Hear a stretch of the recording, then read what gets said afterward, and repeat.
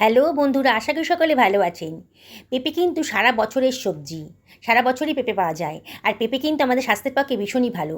অনেকে কিন্তু পেঁপে খেতে একেবারেই পছন্দ করে না, কিন্তু আজকে এই যে রেসিপিটা বানাবো না, যারা পেঁপে খেতে পছন্দ করেন না তারাই কিন্তু চেয়ে চেয়ে খাবে।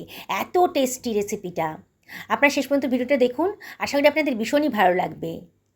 আমাদের বাড়ি, আমার ছেলে তো পেঁপে খেতে একেবারেই পছন্দ করে না, কিন্তু যেদিনকে আমি এই রেসিপিটা বানাই না, সেদিনকে কিন্তু সমস্ত ভাত কিন্তু ও এই রেসিপিটা দিয়েই খেয়ে নেয়। এতটাই টেস্টি হয় রেসিপিটা।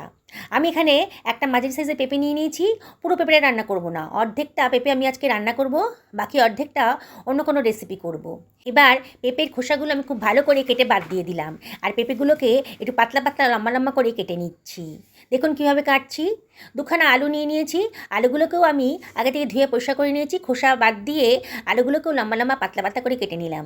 একটা মশলা বানিয়ে নেবো, যার জন্যে এই রেসিপিটা হয়ে যাবে একেবারে দুর্দান্ত টেস্টি।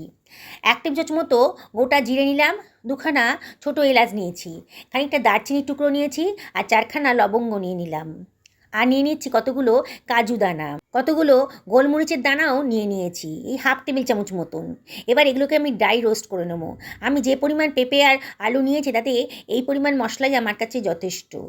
আপনারা যদি পেঁপের পরিমাণটা বাড়ানো কমানো করেন, তাহলে মশলার পরিমাণটাও বাড়ানো কমানো করবেন, তাহলে কিন্তু রান্নাটা টেস্টি হবে। দেখুন সুঘ্রাণে একটা গন্ধ বেরোতে শুরু করে দিয়েছে। এবারে খানিকটা কসুরি মেথি এর ভেতর দিয়ে দিলাম। কসুরি মেথি সবার শেষে দিলাম, যাতে পুড়ে না যায়। আবার একটুখানি ড্রাই রোস্ট করে নিচ্ছি। হয়ে গেছে, এবার এটাকে আমি ঠান্ডা করে নেব। বন্ধুরা, আমি 4খানা ডিম দিয়ে বানাবো। আজকে ডিম দিয়ে পেঁপে বানাবো। 4খানা ডিমকেই আমি একটা পাত্রের ভেতর ফাটিয়ে রেখে দিচ্ছি। এবার এর ভেতর দিয়ে দিলাম 1/2 টেবিল চামচ মতো লবণ, আর দিয়ে দিচ্ছি 1/2 টেবিল চামচ মতো গোলমরিচের গুঁড়ো। দারুণ টেস্টি হবে গোলমরিচের গুঁড়োটা দিলে পরে। পছন্দ হলে পরে গোলমরিচের গুঁড়োটা দেবেন। একটা হুইস্কের সাহায্যে ডিম চারটেকে আমি খুব ভালো করে ফেটিয়ে নিচ্ছি। খুব ভালো করে ফেটানো হয়ে গেছে, সরিয়ে রাখলাম। একটা ফ্রাই প্যান গরম করে তার ভেতরে দিয়ে দিলাম 1 টেবিল চামচ মতো সর্ষের তেল। আজকে সর্ষের তেলেই রান্নাটা করব। ফ্রাই প্যানের মধ্যে তেলটা ভালো করে ছড়িয়ে নিলাম। এবার দিয়ে দিচ্ছি সামান্য একটুখানি লবণ, তাহলে তেলের কাঁচা গন্ধটা আর থাকবে না। এবার ফেটানো ডিমটা আমি এর ভেতর দিয়ে দিলাম, দিয়েই কিন্তু নাড়ব না, একটুখানি ওয়েট করব। এবার আস্তে করে একটা স্প্যাচুলার সাহায্যে আমি ডিমের ভুজিয়া বানিয়ে নিচ্ছি। দেখুন, খুব বেশি ছোট করব না, আর খুব বেশি বড়ও রাখবো না। এইভাবে বানাবেন, তাহলে তাড়াতাড়ি রান্নাটা হয়ে যাবে। দেখুন, আমি ডিমের মামলেটের টুকরোগুলো কীভাবে বানিয়ে নিলাম। একটু ভালো করে ভেজে নিতে হবে, যাতে ডিমের কাঁচা গন্ধটা না থাকে। দেখুন বন্ধুরা, খুব সুন্দর করে আমার ডিমের টুকরোগুলো ভাজা হয়ে গেছে। এবার সরিয়ে রাখছি। একটা কড়াই গরম করতে দিয়ে দিয়েছি, এর ভেতরে দিয়ে দিচ্ছি 2 টেবিল চামচ মতো সর্ষের তেল। আপনাদের পছন্দ মতো আপনারা তেলটা ইউজ করবেন। যদি মনে করেন একটু বেশি তেল দেবেন তাহলে দেবেন, আর যদি মনে করেন একটু কম তেলে ব্যবহার করবেন তাহলেও করতে পারেন। এবার কেটে রাখা আলুগুলো আমি দিয়ে দিচ্ছি, কেটে রাখা পেঁপের টুকরোটাও দিয়ে দিলাম, আর দিয়ে দিচ্ছি 1/2 টেবিল চামচ মতো হলুদের গুঁড়ো, আর দিয়ে দিচ্ছি 1/2 টেবিল চামচ লবণ। এবার সব কিছু খুব ভালো করে মিশিয়ে নিচ্ছি, একটু ফ্রাই করে নেব। এইভাবে রান্না করবেন একটু ভেজে, তাহলে দেখবেন রান্নার টেস্টটা দারুণ সুন্দর আসবে। বললাম তো বন্ধুরা, যারা পেঁপে খেতে পছন্দ করে না, এই রেসিপিটা শুধু বানিয়ে দিন, তাহলে কিন্তু দেখবেন চেয়ে চেয়ে খাবে। এবার তাড়াতাড়ি রান্নাটা হয়ে যাবে বলে আমি একটা ঢাকা দিয়ে মিনিট 2-3 লো ফ্লেমে একটু ভাজা ভাজা মতো করে নেব। মিনিট 2 বাদে দেখুন পেঁপে আর আলুর গায়ে কিন্তু একটু লালচে লালচে দাগ এসে গেছে, মানে একটু ফ্রাই হয়ে গেছে। ঢাকা দেওয়ার পর কিন্তু মাঝে মাঝে ঢাকাটা তুলে একটু নাড়াচাড়া করে দেবেন, নাহলে পোড়া লেগে যেতে পারে। দেখুন আমার কাঁচা ভাবটা চলে গেছে। এবার এটাকে আমি সরিয়ে রাখছি অন্য একটা পাত্রের ভেতরে। কড়াইয়ের তেলটা অনেকটাই কমে গেছিলো, তাই আমি এখানে 2 টেবিল চামচ মতো তেল আবারও দিয়ে দিলাম। দিয়ে এর ভেতর দিয়ে দিচ্ছি 1/2 টেবিল চামচ গোটা জিরে, আর দিয়ে দিলাম কেটে রাখা তেজপাতা, সুন্দর একটা গন্ধ বেরোবে। একটা টমেটো, পেঁয়াজ আর আদা দিয়ে পেস্ট বানিয়ে রেখেছিলাম, সেটাই দিয়ে দিচ্ছি।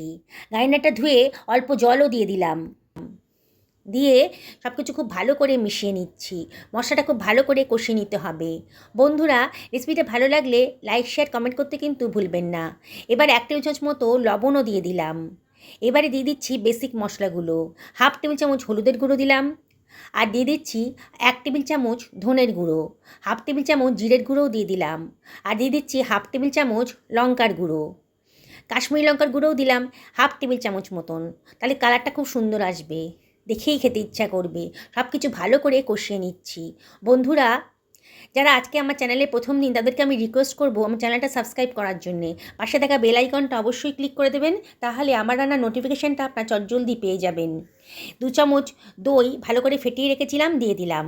আর জলও দিয়ে দিলাম বাটি ধুয়ে। এই দইটা দেওয়ার সময় কিন্তু অবশ্যই গ্যাসের ফ্লেমটা লোতে রাখবেন, নাহলে অফ করে দেবেন।